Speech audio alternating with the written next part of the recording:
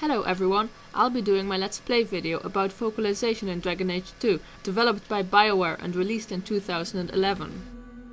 I'll be doing this with Michael Nitsche's text, Video Game Spaces, Image, Play and Structure in 3D Worlds.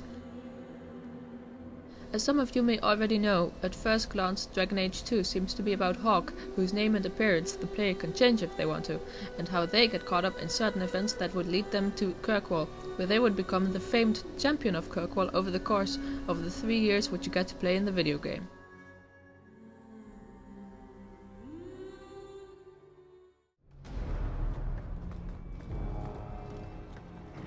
Now, the peculiar thing about Dragon Age 2 is that at a certain point you realize that there is a twist to the story.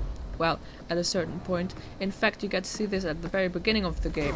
That it is not as real and as authentic that you might have thought, but simply a retelling of the tale, told by none other than your companion Varric Tethras, who is known for being a compulsive liar, a writer and a storyteller. This at once puts things into perspective, and many players have theorized that this could be why the game looks so repetitive, simply because Varric is not good when it comes to descriptions, and that the seeker Cassandra herself has to fill in the blanks, thus reusing places where she has been before to imagine what happened to Hawke prior to the ending of Dragon Age 2. This is also what could be the case with the combat, where seemingly endless waves of enemies come out of nowhere. Varric loves to exaggerate and keeps adding to the amount of men rushing towards them, claiming that there were 10 men, no, 20 men, no, 300 men were running towards us, yelling and screaming bloody murder. Bloody murder! I'll kill you! The game, however, loves to play with this confusing narrative, as I will show you with a short scene from the game. For some context, in this game there are companion quests, in which each of your companions requires Hawke's help with dealing with a personal matter. These affect Hawke's relationships with them, and could result in them leaving you by the end of the game if you fail to complete them. In this scene, it is Varric's turn to be helped, who is having some trouble with his brother. In other words, his brother tried to kill him and he's mad at him, so he asked Hawke to come to his brother's house with him. Also, please excuse my horrible gaming. I haven't played this in a while, so I find that my skills have gotten a bit rusty.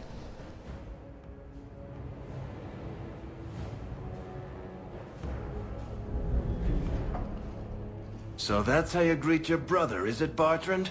Fine. Say hello, Bianca.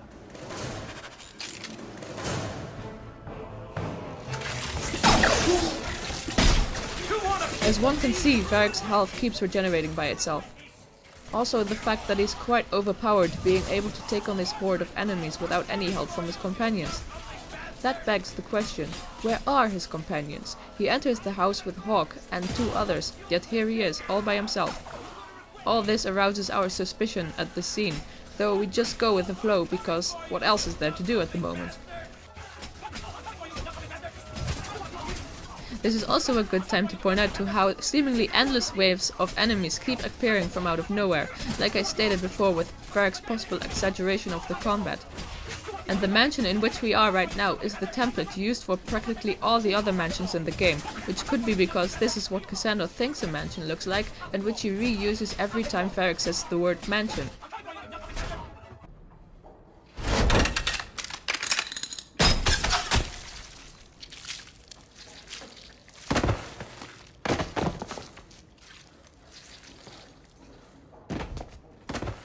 Oh, Varric! Please forgive me, my brother. I was just jealous of you. How could I ever compete with you for Mother's love? You're strong and handsome, and so very smart. What? Why lie now about this? What have you to gain? What do you want from me? I broke in, I found my brother, and it was awkward. Family business. No. I think there's more to it. Fine. You want the gory details? I'll give you the gory details.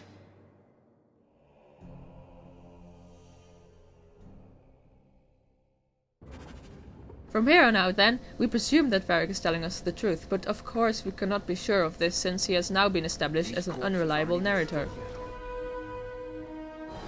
It's one thing if the players of the game feel this way because this is what they have concluded for themselves, but it's quite another if the game itself states this for the players in their stead, almost as if to help them along the way, as one can see in this scene where Cassandra believes Varric is lying due to the extravagance of his story.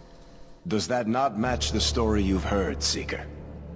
I'm not interested in stories. I came to hear the truth. What makes you think I know the truth? Don't lie to me! You knew her even before she became the champion. Even if I did, I don't know where she is now. Do you have any idea what's at stake here? Let me guess. Your precious chantry's fallen to pieces and put the entire world on the brink of war. And you need the one person who could help you put it back together.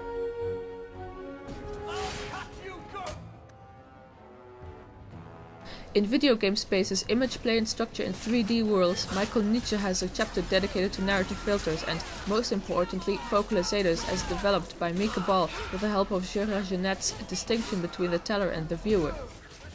If only the game itself, without any context, would be taken into account, then the camera work would be that of an external focalizer. But when thinking of how the game is technically a memory, if seen as in Varric's mind, or an imagination, such as in Cassandra's case, one would be able to claim that the story is actually told with the help of an internal focalizer.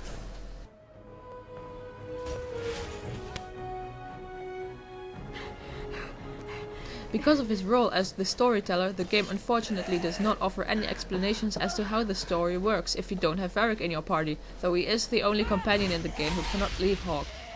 Because despite his absence, he is still recounting what the player sees on the screen to Cassandra in real life. We could conclude that we could take these moments with a grain of salt, though the story remains the same whether you have Varric with you in the party or not. I think that's all of them.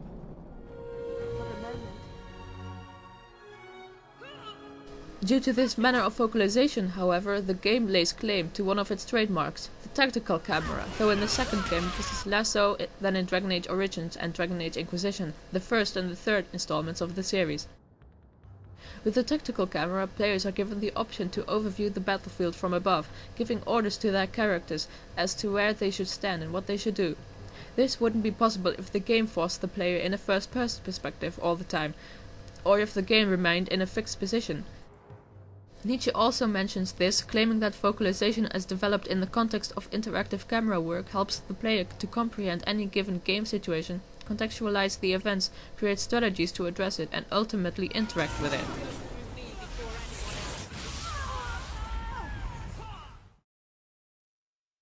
Nitsche also mentions that the way we encounter game spaces is not neutral, and that whether it is the camera work, the editing, or the sound, each adds a form of narrative filter to the game environment, which is also the case with Dragon Age 2 when one looks at the amount of layers there are to the game.